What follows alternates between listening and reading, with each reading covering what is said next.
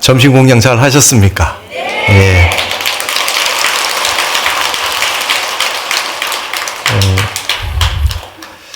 점심 공양하고 중간에 이제 기도 하시는 연불 소리가 통도사 경내에 쭉 흘러 퍼지는데 어떤 분이 연불을 이렇게 잘하시나 봤더니 우리 학인 스님 연불 너무 잘하시죠? 박수 한번 쳐주셔야 됩니다. 우리 통도사 학인 스님들께서 이렇게 한 달 동안 계속되는 화엄 살림 법회를 여법하게 이렇게 다 참여하셔가지고 대중들을 다 이끌어 주시고 연부를 해 주시고 이렇게 또 많은 또 우리나라를 대표하시는 스님들이 오셔서 법문해 주시는 걸 다 들으시고 이렇게 화엄 살림 법회를 이렇게 동참을 하셨으니 앞으로 우리 스님들께서 이제 강원 4년 동안 다니시는 동안 경험하시고 나면 앞으로 수십 년간 이 통도사 화엄 살림 법회에 앞으로 큰 스님들이 이제 한국 불교를 대표하는 스님들이 되실 그런 우리 학인 스님들입니다. 박수 한번 보내주시죠.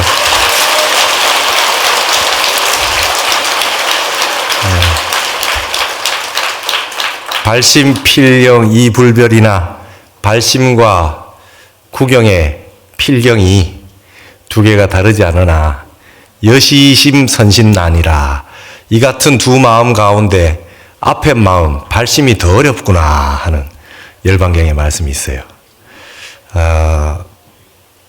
발심하셔가지고 출가하셔서 이렇게 멋지게 학인으로서 생활하시는 스님들 이렇게 보시고 그 다음에 여러분 옆에도 함께 대중 가운데 초발심을 하셔서 기도 열심히 하시고 정진하시는 분들 보면 여러분들 신신나시죠? 예. 그래서 발심하시는 분들만 보면 우리 다 같이 환희심을 내고 환희 용약하고 함께 기뻐하고 그렇게 수위 찬탄해야 됩니다. 그렇죠? 맞습니다. 화엄경에서 가장 중요한 것이 발심입니다. 발심입니다. 선제동자는 그 어떤 선지식을 만나든 간에 맨 처음에 저는 보리심을 바란 사람입니다. 이렇게 말을 시작하죠. 보리심을 바랬으리 어떻게 이 수행을 할 건지 보살행을 하고 보살도를 닦을지 그 어떤 분을 만나도 저는 보리심을 바란 사람입니다. 라는 말부터 시작을 합니다. 그래서 항상 처음 바란 마음, 초발심 이것이 이제 가장 중요하다 이렇게 생각이 드는데요. 제가 출가를 처음 해가지고 우리 노스님 시봉을 했는데 해짬자 큰스님 종정스님 시봉을 했는데 큰스님 법문이 초발심 자격문 맨 앞에 개초심 학인문이 있는데 그 앞에 부초심지는 수원리하고 하고 친근연선하고 이렇게 나오잖아요. 부초심 처음 마음 낸 사람은 하고 이렇게 나오는데 역시 선사 스님답게 부초심지는 초발심 낸 거, 발보리심 한 걸 초심 낸 거라 그러는데 선사 스님답게 딱 첫 번째 질문이 초심이 뭔데? 첫 번째 마음이 어떤 건데? 그러니까 보리심이 뭐며 발심이 뭐며 그 첫 마음이 뭔지 마음을 모르고 마음 한다 이 말입니다. 그 부초심지인을 할 때 그 초심 두 글자를 바로 곧장 질문을 던지세요. 그거를 모르기 때문에 우리가 발심을 하고 또 발심을 했다가 어그러지고 또 발심을 하고 기신 또 믿음을 또 일으키고 또 신심을 냈다가 또 믿음이 또 사라졌다가 믿음을 냈다가 사라졌다 하는 게 믿음이 아니죠. 우리 불교에서 말하는 기신 발심이라고 하는 것은 한 번 발심하면 불태전하는 겁니다.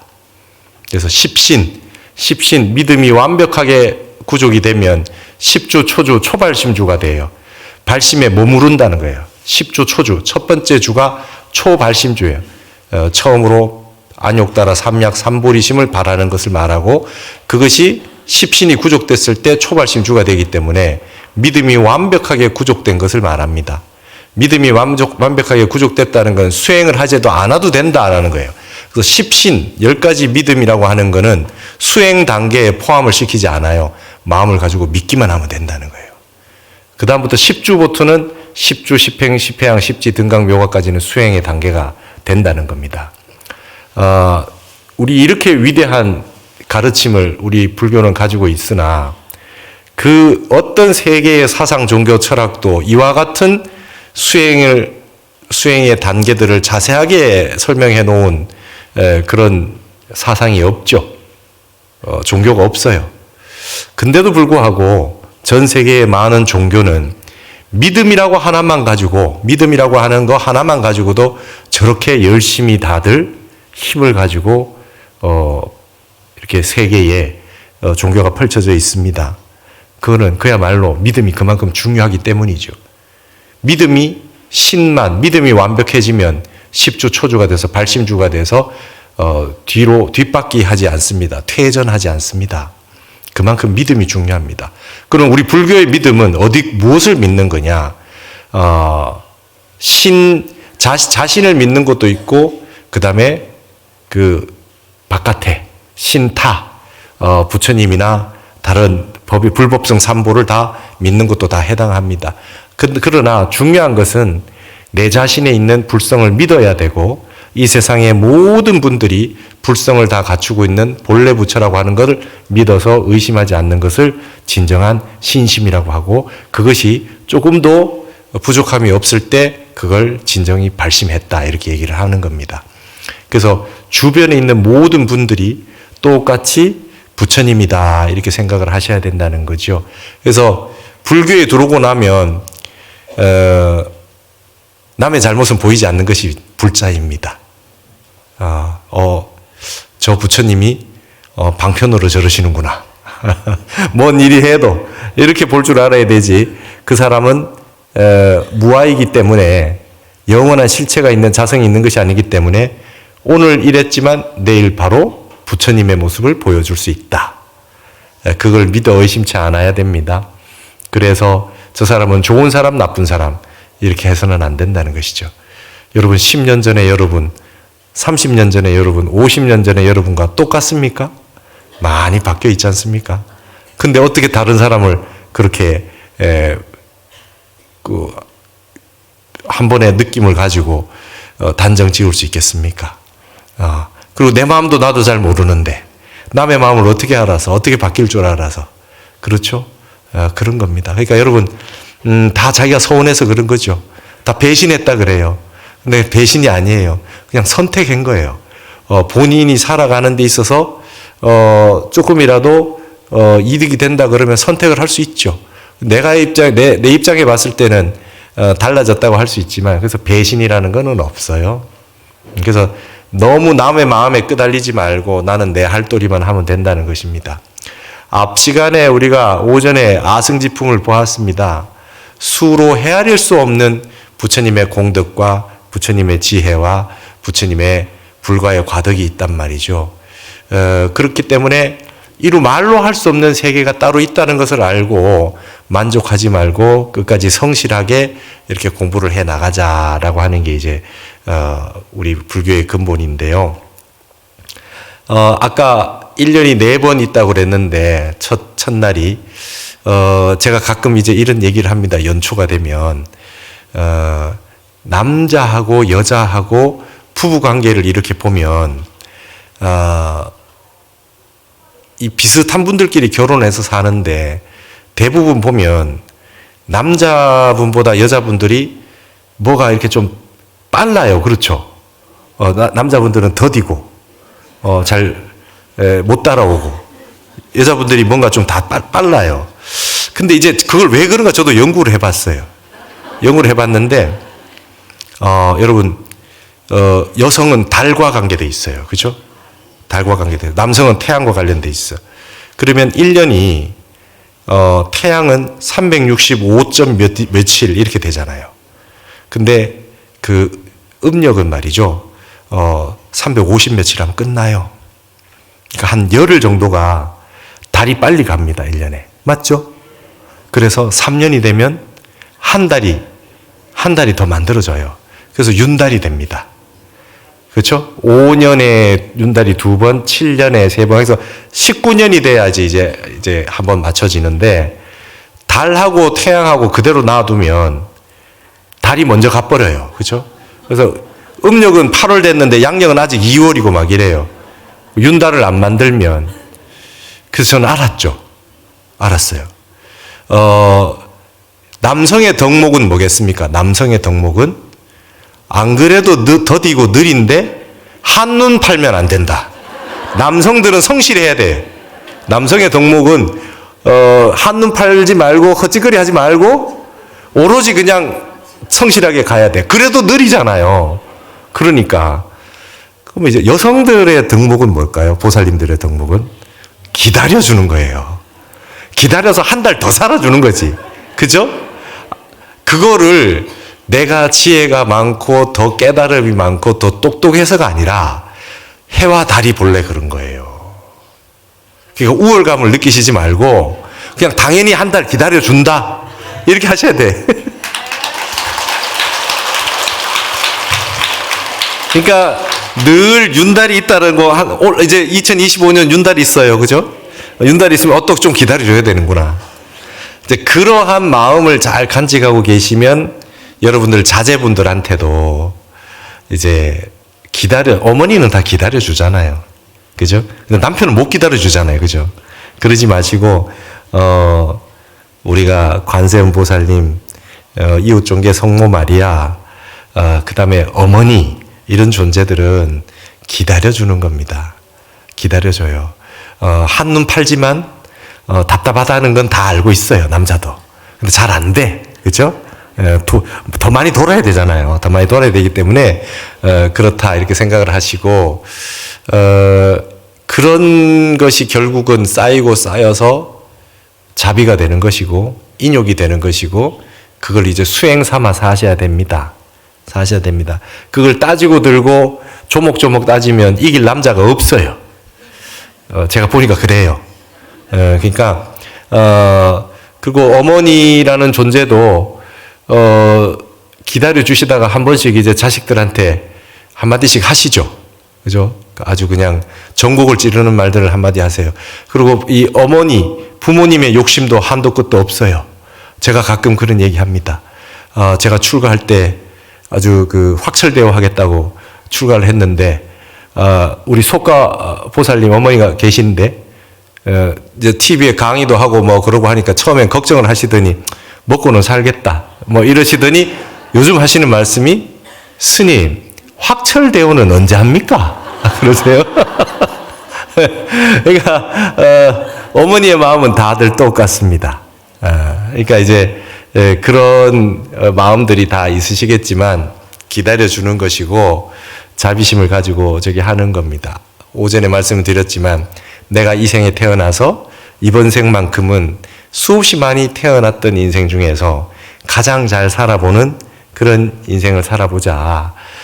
그리고 기록을 한번 내 스스로 내 자신의 기록을 한번 깨고 가장 역대 살았던 인생 가운데 가장 수행을 잘하는 삶으로 한번 회양을 한번 해보자라고 하는 목표를 가지시고 오늘부터 또다시 이제 공부를 해 나가셨으면 좋겠습니다. 자, 지금 이제 이번에 함께 볼 품은 열애 수량품입니다. 수량했을 때 숫자는 목숨 숫자, 그러니까 장수한다 할 때 숫자고 수량인데요. 이 품은 굉장히 짧습니다. 근데 이 앞에 아승지품이라고 하는 부분을 이렇게 보시고 나면 이 품의 의미를 조금 더 알 수가 있는데요. 합장을 하시고 이 짤막하지만 제가 타너 스님의 번역으로 열애 수량품의 경문을 한번 읽어보도록 하겠습니다. 저 때에 심왕보살 마살이 중에 제 보살에게 고해 말씀하시되, 불자야 이 사바세계인 서가모니 불찰의 1급이 극락세계인 아미타 불찰의 1일 1야가 되고, 극락세계 1급이 가사당 세계인 금강경 불찰의 1일 1야가 되고, 가사당 세계 1급이 불태전 음성륜 세계인 선승광명 연화 계부 불찰의 1일 1야가 되고, 불태준 음성륜 세계 1찰이 리구 세계인 법당 불찰의 일일 일야가 되고 리구 세계 일찰이 선등 세계인 사자 불찰의 일일 일야가 되고 선등 세계 1급이 묘광명 세계인 광명장 불찰의 일일 일야가 되고 묘광명 세계 1급이 난초가 세계인 법광명 보련 계부 불찰의 일일 일야가 되고 난초가 세계 1급이 장엄의 세계인 일체 신통 광명 불찰의 일일 일야가 되고 장엄의 세계 1급이 경광명 세계인 월지 불찰의 일일 일야가 되나니라. 불자야 이같이 차제로 내지 백만 아승지 세계를 지나서 최후 세계의 1급이 승연화 세계인 현승불찰의 일일 일야가 되나니 보현보살과 및 모든 동행인 대보살 등이 그 중에 충만하니라. 이게 열의 수량품입니다. 어떠한 세계가 있는데 그 어떠한 세계가 말이죠. 어떤 다른 세계에 하루 밤 하루 낮이 되고 라고 하는 게 돼 있어요. 자, 이게 어떤 이야기이겠습니까? 이제 이러한 내용들을 이제 우리가 화엄에서 이렇게 보신다 그러면 상징성을 잘 발견을 하셔야 되는데, 타너 스님은 이 화엄경을 이통현 장자라고 하는 그런 아주 엄청난 거사님이었어요. 근데 도인이셨어요. 그분의 주석을 통연론을 중심으로 해가지고 주석을 다셨는데 종지가 확연히 드러난다.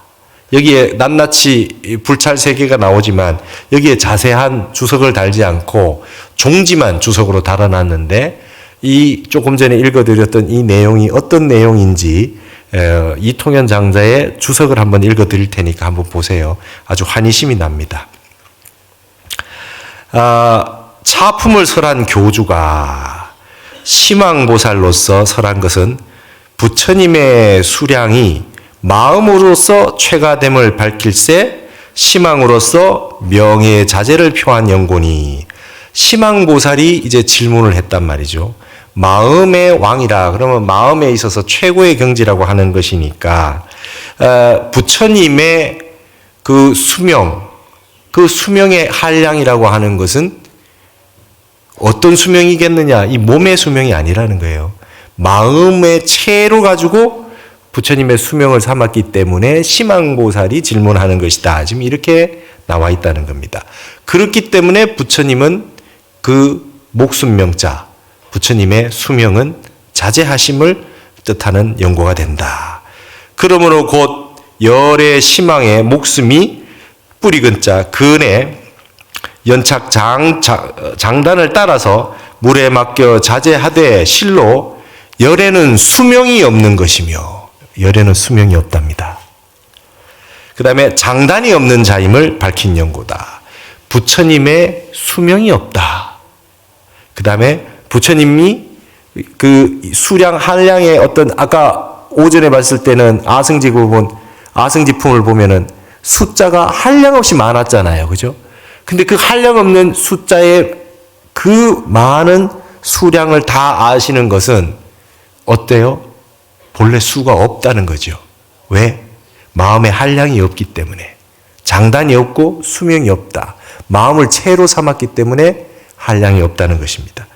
그래서 부처님의 수명의 수량의 장단이라고 하는 것을 이로 살필 수가 없기 때문에 미호자를 잡아서 깨닫지 못한 사람을 잡아가지고 절급을 지어서 아까 어떤 세계는 어떤 세계에 하루 밤낮이 되고 하루 밤낮이 이렇게 끊어가지고 절급을 지어서 열애의 수량이 무진함을 다함이 없음을 알게 했느니라 이렇게 되어 있습니다.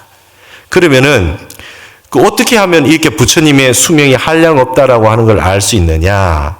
열애는 길고 짧고 목숨의 수명이 길고 짧고 하다는 것이 본래 없다는 것인데 이유는 성품 성자가 생멸이 없기 때문이다. 이해하시죠? 근본 성품에 생이 있고 멸이 있습니까? 없죠. 그럼 부처님은 성품 성자를 완벽하게 체득하셔서 깨달으신 분이시기 때문에 부처님의 수명에는 한량이 없다는 겁니다.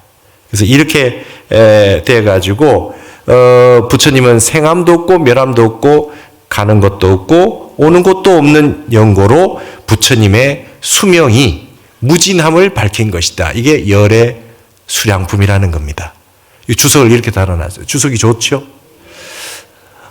부처님의 성품의 근본이 가만히 생각해 봤을 때는 길고 짧고가 없어요. 그냥 불가설이고 그냥 아승지입니다. 말로 할 수 없는 세계. 이루 말로 다 할 수 없는 세계입니다.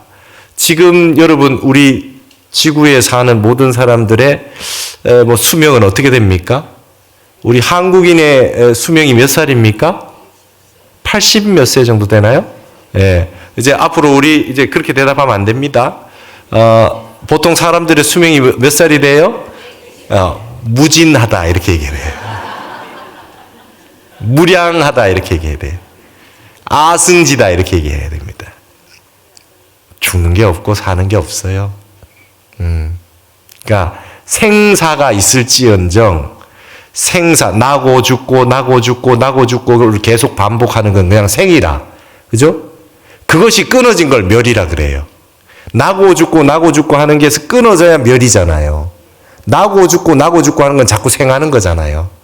그러니까 생사가 없는 거 뭐에? 근본 성품 자리에.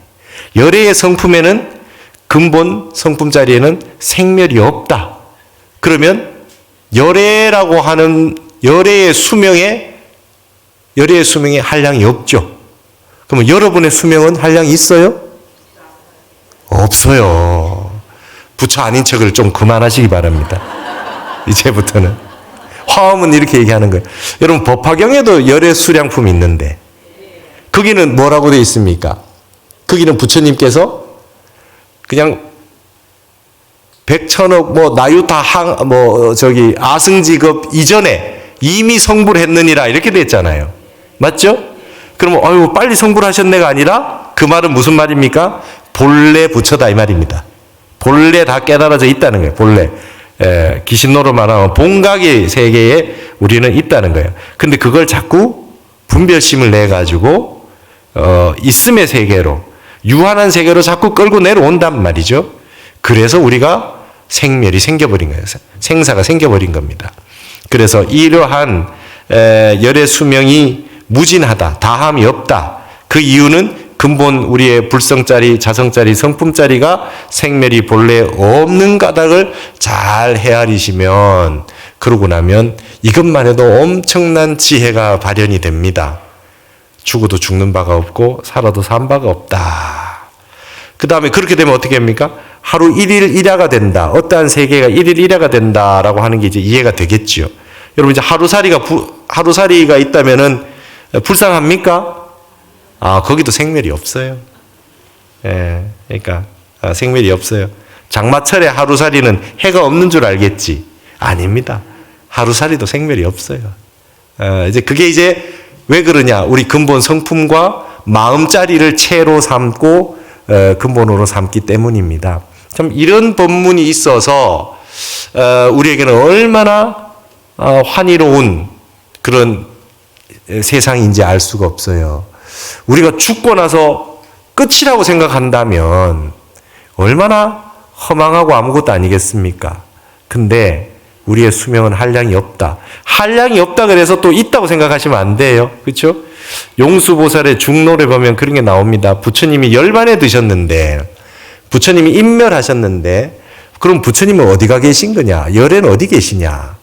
아미타 부처님처럼 저 서방종토의 극락세계 같은 거 하나 만들어 놓으시고 어딘가 계신 것입니까? 아니면 완전히 사라져서 없는 것입니까? 그런 질문을 많이 할 수밖에 없으니까 용수보살은 중론에다 그 얘기를 합니다. 열에는 열반에 드셨는데 있는 겁니까? 없는 겁니까? 그렇죠? 그러니까 이거는 인간의 근본 망상에 해당하죠. 근본 분별에 해당하죠. 있냐 없냐? 있다 없다의 분별심을 가지고 사유하는 한 영원히 답을 할 수가 없어요. 있다 없다가 끊어진 세계, 아승지의 세계, 수가 없고 한량이 없고 생멸이 없는 끊어진 세계에 들어가 봐야 그때서야 알 수가 있다는 것이죠. 이해가 되시죠? 뭐 없어도 없는 것이 아니고 있어도 있는 것이 아닙니다. 그걸 중도라 그래요. 그걸 중도라 그래요. 중도가 가운데라는 뜻이 아니라 양변을 다 떠나서, 양변을 다 떠났지만 양변에 다 적혀 있는 세계, 그 세계가 바로 중도의 세계입니다. 말이 좀 어렵죠, 그죠? 이거 말은 어차피 나누어서 분별하는 것이기 때문에 말은 어렵습니다. 그러나 그러면 이것을 우리가 현실화 시키려면 어떻게 해야 되느냐? 우리가 법성계에 보면은 일념 즉시 무량겁, 그죠? 무량원겁이 즉 일념이고, 그죠? 그러니까 아무리 많은 세계, 아무리 오래된 시간이라 하더라도 다 일념에 달려 있다는 거예요. 일념에. 그래서 9세, 10세 호상적이라는 것도 그렇습니다. 과거, 현재, 미래를 나누면 과거 안에 또 과거, 현재, 미래가 있고 현재도 과거, 현재, 미래가 있고 미래도 과거, 현재, 미래가 있으니까 9세란 말이죠. 9세. 근데 10세라고 하면 뭐가 하나 들어갑니까? 현존 일념이 들어있어요. 여러분 시간은 전부 우리가 생각뿐입니다. 생각뿐. 시간은 실체가 없어요. 시간은 실체가 없어요. 그래서 시간이 어렵습니다. 과거는 지나갔기 때문에 없고 미래는 오지 않았기 때문에 없고 현재는 멈추지 않았기 때문에 없어요. 끊임없이 찰나지간에 지나가고 있지 않습니까? 그러니 시간은 없는 거예요. 근데 내가 현존 일념, 내가 한 생각이 딱 일어나서 과거 시기에 있었던 부분을 하나를 생각해서 그게 집중적으로 마음을 두고 있으면 나는 과거에 살고 있는 겁니다. 그리고 현재에 불만이 있어서 미래에 대한 계획만 세우고 미래에 대한 희망만 가지고 그 생각만 하고 있으면 미래에 살고 있는 겁니다. 망상 속에서. 예. 여몽환포영인데 있다고 착각을 해서 그것만 가지고 살고 있습니다. 그래서 솔직히 말하면 우리 불교는 말이죠. 유비무한 이런 얘기 별로 안 좋아합니다. 미래를 위해서 지금 뭐 막 준비하고 이러고 살지 않습니다. 현존 일념, 지금 한 생각이 중요합니다. 지금 한 생각을 바르게 바꾸는 거지요. 지금 한 생각, 순간순간을 아주 잘 사는 겁니다. 순간순간을 맑고 깨끗하게. 욕심 부리지 않고. 미래를 준비한다고 해서 미래를 준비한다는 건 대부분 다 뭡니까? 욕심을 부리는 거잖아요. 뭔가 만들어 놓고 준비해 놓고 챙겨 놓고 끌어모으고 뭐 이런 거 아니에요? 미래를 준비하게. 미래를 준비한다 그러면서 하나씩 계속 버리는 사람 봤어요? 미래를 준비하기 위해서 하나씩 다 버리고 있다라고 하는 분이 있다면 멋진 분입니다. 나는 이제 세상에 있을 일이 별로 없을 것 같은데 하나씩 좋은 게 있으면 남을 드려야 되겠다. 법정 스님 예전에 보니까 편찮으셔가지고 그 찻잔 다구 같은 거 좋은 거 만년필 같은 거 다 제자분들한테 이렇게 다 나눠 드립디다. 여기 있는 내 물건이 하나 있는데 내가 죽고 나면 이 소유로 하고 있던 이 물건도 죽는데요. 그래서 살아 있을 때 주면 선물이 되나 죽어서 가져가러 가면 별로 안 좋아한대요. 아무리 저거 안 그래도 그거 괜히 그냥 좀 별로라고 생각한대. 그래서 살아있을 때 빨리 나눠줘야 된대요. 법정 스님 그렇게 말씀하시는 거 여러분 보신 적 있죠? 예. 그래서 하나하나 나눠주고 베풀고 하다 보면은 그 다음 어느 순간부터는 이제 걱정이 하나도 없어집니다. 미래 걱정 별로 할 게 없어요. 그러니까 우리가 이 불법을 만난 어떤 그런 인연으로 이번 한 생을 좀 거꾸로 한번 살아봅시다. 세간법하고 불법은 세간법하고 반대래요. 바깥에서 좋다는 거 불법에 오면 거의 다 나쁘다 그래. 스님들 다 나쁘다 그래. 맞죠? 그거 다 좋은 거 아니라 그래요. 바깥에서 좋다는 거 별로 좋은 거 아닙니다. 그러니까 이 세간법하고 불법하고 굉장히 반대되는 것이 많다. 예전에 이제 뭐 일론 머스크가 화성에서 가서 뭐 스페이스 X를 만들어서 화성에 가가지고 살 수 있는 곳을 만든다 그러고 하는데 여러분 화성 가면 좋습니까? 화성에 가면? 예전에 아폴로 11호가 달에 착륙을 했대요. 그죠? 달에 착륙을 했을 때 생방송을 했답니다. 그때는 큰 스님을 모시고 생방송을 했대요. 청담 스님이 거기 방송에 나가셔서 이렇게 자 엄청난 뭐 세계에 지금 달이 방아를 찍고 있다고 생각했던 달나라에 인류가 최초로 거기에 이제 발을 디뎠습니다. 역사적인 순간입니다. 이 순간에 큰 스님 한마디 해 주십시오. 그러니까 청담 스님 큰일이 났습니다. 그러니까 아나운서가 가만히 있다가 또 다른 말 하다가 스님 이 순간에 그래도 이 엄청난 일이 벌어지지 않았습니까? 큰일이 났다고 하는 게 무슨 말씀이십니까? 한마디 해 주십시오. 큰일이 났지요. 마음 밖에서 찾다 달까지 갔습니다.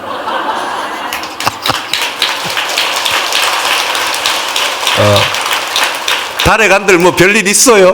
하루 세 끼 밥 먹어야 되는데 화장실 가야 되고 자야 되고 빨리 돌아와야 됩니다. 나가면 안 됩니다. 빨리 돌아와야 됩니다. 마음으로 빨리 돌아야 됩니다. 청담 스님 그러셨다는 거예요. 그래서 달에 처음에 착륙했다는 분이 이름이 뭐죠? 암스트롱이 한국에 왔대요. 와서 청담 스님 뵙고 싶어 해서 만났대요. 그 법문 하셨던 스님 한번 뵙고 싶다고 만났다 그래요. 불법은 세간법하고 거꾸로입니다. 거꾸로예요. 그러니까 인식의 전환, 그게 전식득지 아니겠어요? 우리 감각으로 있는 망상 세계를 뒤집어 가지고 생각을 해보면 된다는 거예요. 그러니까 여러분 일반적으로 생각하고 있는 그 사유를 빨리 바꾸어서 현실을 다르게 보는 안목을 갖추는 걸 지혜라 그럽니다.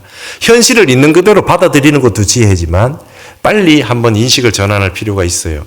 그래서 우리가 이제 9시 뉴스 같은 게 좀 다르게 나왔으면 좋겠습니다. 9시 뉴스 뉴스 첫 번째 뉴스가 쫙 오늘 통도사에서 화엄 살림 법회에 수없이 많은 대중이 모여서 신년부터는 정진을 열심히 하자는 그런 일이 있었습니다. 이게 뉴스의 첫 번째 꼭지로 나오는, 그죠? 저녁에 말이죠. 그죠? 그런 뉴스가 나오고, 다른 뉴스는 다 쓸데없는 뉴스이기 때문에 오늘 여기서 마치겠습니다. 그럼 그냥 아나운서가 끝내버리는 막 그런 시절이 좀 오면 좋지 않겠나. 미안합니다. 내일 그 법회를 해야 되니까 날씨만 알려드리겠습니다. 뭐 이러고. 세상에 좋은 일들, 진짜 위대한 일들은 뉴스에 안 나오지요. 뉴스만 보고 있으면 바보 됩니다, 여러분. 바보 돼요. 세상에 온갖 책 다 보고 있으면 바보 되고요. 세상에 있는 온갖 뉴스 다 보면 멍청해져서 안 돼요. 어리석어집니다. 이게 번뇌망상만 생기고. 그래서 여러분 이제 2025년이 되면 을사년이 되면 각계각층에서 정진하시는 분들은 정진을 잘 하시겠지만 자기 주장을 펼치는 사람들이 너무나 많을 겁니다. 욕망이 많이 충돌될 겁니다. 을사년은 그런 해입니다. 그렇기 때문에 어떻게 하셔야 되겠어요? 불이 들어오면 지구상에 기후, 기상 이변 이런 것도 더 많아지겠죠. 타너 스님들 그러셨잖아요. 이제 엄청난 변화가 온다. 이럴 때는 어떻게 해야 되느냐? 여러분, 인인 개개인이 여러분 본래 자성불의 본래 그 마음을 잘 간직하셔서 새해부터는 참선은 좀 꼭 했으면 좋겠습니다. 어떻습니까? 참선합시다.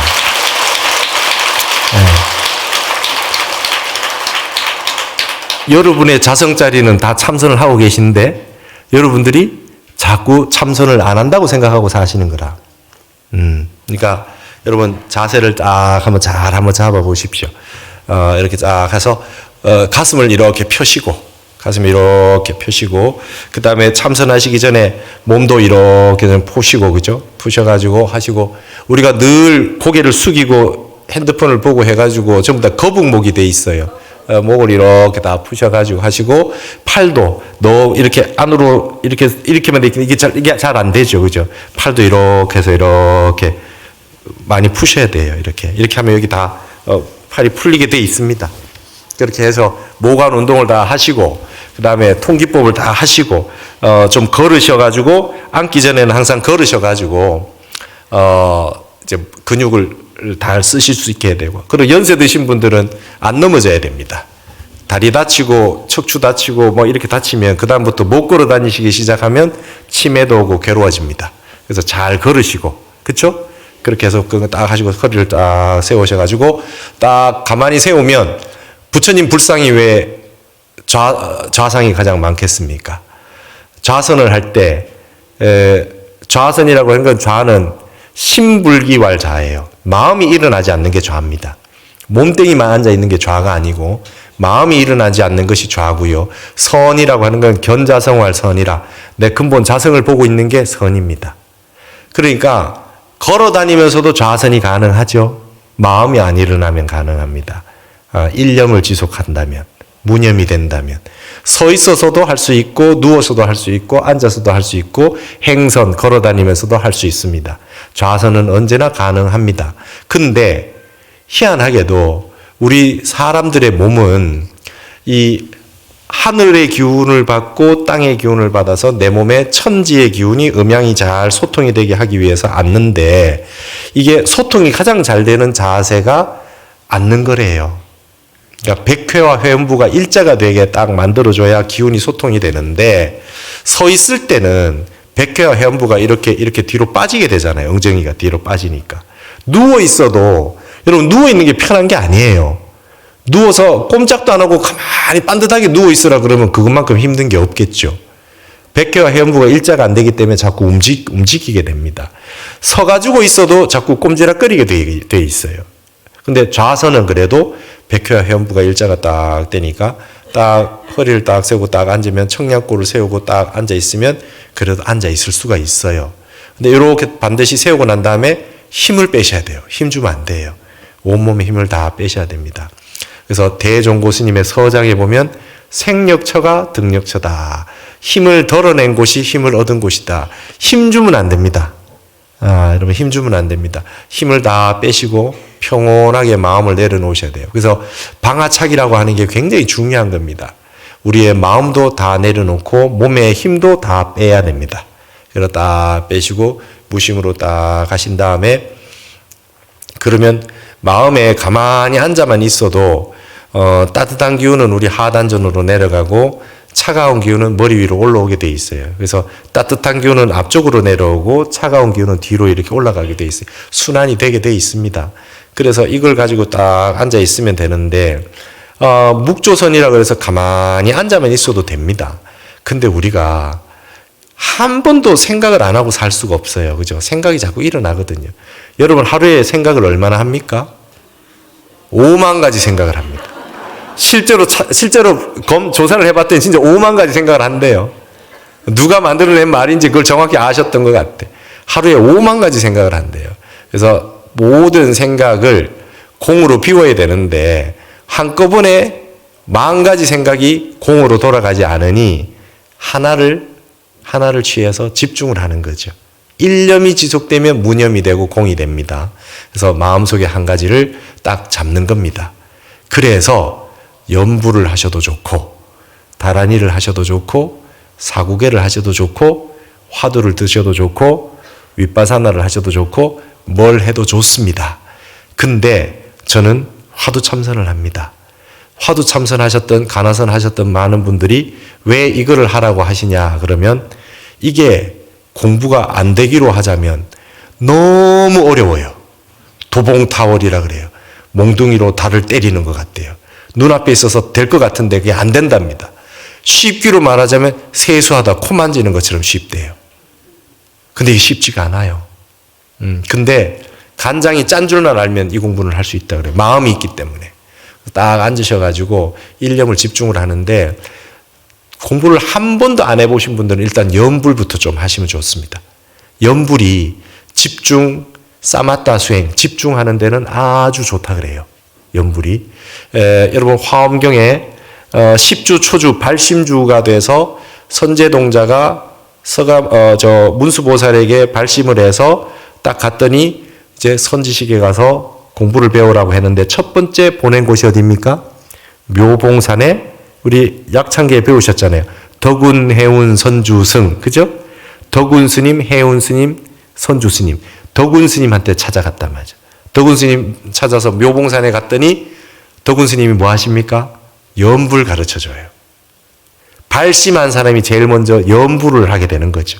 그래서 우리가 절에 들어오거나 예불을 하거나 들어오는 분들은 다 기본적으로 염불을 하게 됩니다. 염불을 하면 일념으로 부처님을 염하면 생각도 염하고 입도 염하고 염을 하다 보면 한 곳에 집중이 되죠. 집중이 됩니다. 집중을 하다 보면 생각이 사라지면서 무념이 된다. 무념이 된다. 그 염불 수행을 하는 것은 모든 수행의 기본 바탕이 될 수가 있습니다. 근데 왜 화두를 들으라고 하는 것은 왜 그러냐? 염불 수행을 많이 하신 분들은 저녁에 자면서 나무아미타불도 좋고 관세음보살도 좋고 염불을 쭉 하시다가 주무시고 나면 아침에 일어나면서 염불을 하면서 일어나시는 경험을 해보신 분들이 많을 겁니다. 나도 모르게 염불을 하면서 일어나거든요. 그러면 밤새 뭔가 그 염이 돌아가고 있었다는 증거가 되지 않겠어요? 그 정도로 우리가 삼매에 들면 삼매 수행을 하면 할 수 있습니다. 누구나 다 할 수 있어요. 근데 이제 잘 보세요. 염불을 이렇게 하고 계셔도 나무아미타불, 나무아미타불, 나무아미타불 하다 보면 이게 저절로 되는 날이 와요. 그죠? 저절로, 오토매틱으로 저절로 되는 순간이 와요. 그렇게 되면 희한하게도 염불을 하다 보면 염불을 하다가도 딴 생각도 할 수 있어요. 희한해요. 그 경험 있으십니까? 염불은 염불대로 하는데 생각은 딴 생각을 해요. 저녁에 반찬은 뭘 해야 되겠노? 나무아미타불, 나무아미타불 하는데 애는 학교에서 왔는가? 뭐 다 할 수 있어요. 염불이 그게 됩니다. 근데 화두는요, 부모 미생전에 본래 면목이 이 먹고, 본래 면목이 이 먹고, 이 먹고, 이 먹고, 이 먹고 해서 쭉 가다가 저녁에 반찬은 뭐 해야 되겠노? 그럼 화두가 끊어졌잖아요. 이게 염불보다 어려운 거예요. 염불보다 어려워요. 그런데 염불하듯이 화두가 발동이 걸려가지고 일념이 지속이 쭉 되기 시작했다. 대종고 서장의 표현을 빌자면 불거이거 들지 않았는데도 저절로 들린다. 화두를 들지 않았는데도 저절로 들리는 정도가 돼서 경운기 발동 걸리듯이 걸려가지고 계속 돌아간다라고 할 땐 그 다음부터는 이 화두 참선에서 드러나는 삼매력을 당할 자가 없다는 거예요. 당할 수행이 없다는 거예요. 그래서 화두 참선으로 수행의 경지를 맛본 분들은 화두 참선이 최고라는 말씀을 그렇게 많이 하는 겁니다. 그래서 한번 저는 이제 우리 해암 큰 스님께 만법기를 화두를 받아가지고 공부를 하다가 한번 화두가 타파가 된 적이 있어서 여기 부산의 해운정사의 진재 큰 스님한테 2007년에 법거량을 하러 왔어요. 점검을 받으러 와서. 그래서 이제 법거량을 하고 다시 새로 화두를 받았어요. 그랬던 이 경험이 있는데, 제가 듣자 하니 어떤 노보살님이, 80대 넘으신 노보살님이 오셔가지고 얘기를 하니 큰 스님이 화두를 주시면서 참선을 하라 했답니다. 화두 참선을. 근데 다리도 아프잖아요. 골다공증도 있고. 그다음에 앉기가 어렵지 않습니까? 좌선하기가. 그래서 그냥 염불이나 하고 이렇게 해야지 참선도 못하겠다 그러고 이렇게 생각하고 했는데 큰 스님께서 그러셨대요. 아유, 저는 이제 죽을 때도 다 되고 했는데 뭐 그냥 염불이나 조금 하든지 뭐 이렇게 해가지고 하고 뭐 이렇게 하면 안 되겠습니까? 이러니까 스님께서 화두 참선을 왜 하느냐 하면 잘 죽기 위해서 합니다. 그러셨더라고요. 잘 죽기 위해서 합니다.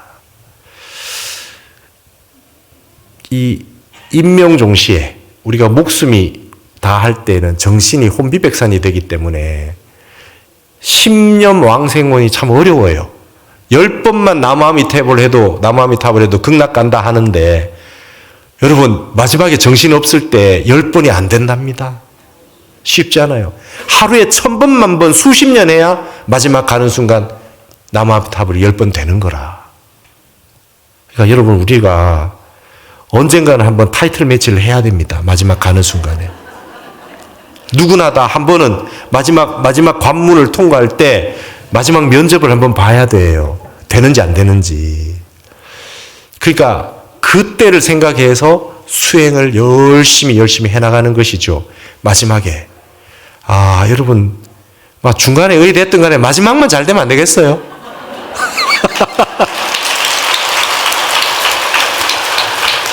그렇게 공부를 해도 공부가 안 되는데 막판에 잘 됐다. 아, 얼마나 좋겠어요.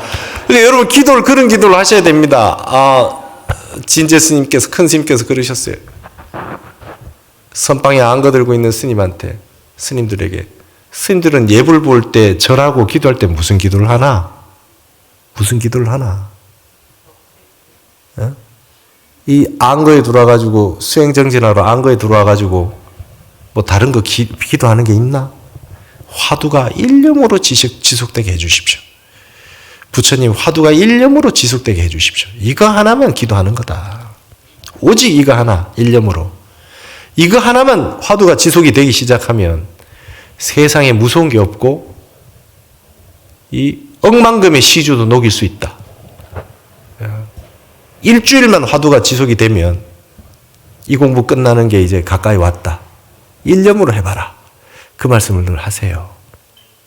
그러니까 여러분 새해에는 복잡할 겁니다. 세상이 시끄럽고 복잡하지만 꼭 이번에 이 화엄 살림에 오신 이 인연 공덕으로 나도 참선을 한번 해야 되겠다. 다리는 늘 아파요. 20대도 아프고 30대도 아프고 80대 90대 다 아픕니다. 다리는. 몸이 좋아져서 공부할 날은 없어요. 몸 다 나사라서 공부를 못합니다. 오늘이 가장 젊어요. 더 좋은 날은 없어요. 그 모든 몸을 극복할 수 있는 힘은 발심이 해주는 거예요. 발심이.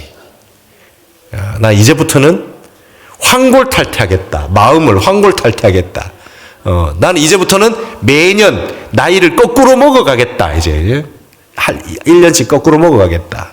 그렇게 생각을 하시고 발심을 딱 하셔가지고 마음을 딱 비우고 가장 중요한 건 힘을 빼는 겁니다.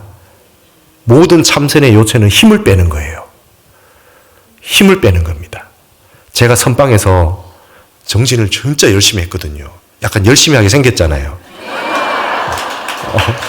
골똘하게. 근데 우리 같은 사람이 이게 강직하거든요. 그래서 힘을 주고 해요. 힘을 주고 막 하거든요. 그러다가 어느 날 이제 그 손빨래를 하잖아요. 선원에서는 손빨래를 하는데 막 너무 팔이 아픈 거예요. 막 너무 열심히 빨래를 하고 있었어요. 근데 그러다 갑자기 느꼈어요. 나 왜 이렇게 힘을 주고 있지? 왜 이렇게 힘을 주고 있지? 야, 이거 빨래 하는데도 이거 힘 못 빼가지고 이게 참선하는데 이거 앉아 있겠나? 그래서 힘을 좀 빼보자. 모든 부분에 힘을 좀 빼보자. 그래서 빨래 하는데 설렁설렁 힘을 빼고 했어요. 빨래가 잘 됐디다. 그죠? 팔도 안 아프고. 그때 큰 깨달음이 왔어요. 이제 어쨌든 용 쓰지 말자. 무조건 힘 빼야 되겠다. 근데 여러분, 생각이 일어나고 욕심이 일어나고 한 생각이 일어날 때 여러분, 우리 몸은 힘을 주고 있어요. 힘을 빼야 됩니다. 위장에도 힘을 빼고요. 장기에도 힘을 빼고요. 근육에도 힘을 빼고 힘을 다 빼셔야 됩니다. 예, 많이 먹으면요, 근육이 움직여야 되니까 힘을 빼려면 적게 먹어야 돼요. 그 다음에 인상 쓰면 안 되고요. 부처님 불상에 보면 스마일, 슬며시 미소 짓고 있어요. 그죠? 힘을 빼야 근육이 힘을 빼야 웃어지잖아요. 그러니까 여러분 힘을 빼시는 거예요. 힘을 빼는 겁니다. 힘을 쫙 빼시고 그렇게 해서 지내셔야 됩니다. 제가 29에 우리 아버지가 돌아가셨어요. 아버지 돌아가시기 전에 저한테 그러셨어요. 저는 우상과 같은 분이었어요. 너무 공부를 잘하시고 선비 같으셔서 했는데 뭐 죽는 거 겁 안 내시더라고. 선비인데 자연으로 돌아갈 뿐이다. 기의 취산일 뿐이다. 기가 흩어질 뿐이다. 그 마지막에 돌아가시기 전에 20대인 저한테 이렇게 말씀하셨어요. 제 속명을 부르시면서 많이 웃고 살아라. 많이 웃고 살아라. 나는 일평생 정말 열심히 살았다. 24시간을 48시간으로 살았고 그 다음에 정말 후회 없이 열심히 살았는데 내가 지금 보니까 많이 못 웃고 살았다. 동양화 가는 선비로서 원리 원칙대로 사느라 내가 많이 못 웃고 살았다. 너는 많이 웃고 살아라. 그래서 그때부터 많이 웃고 살기로 했어요.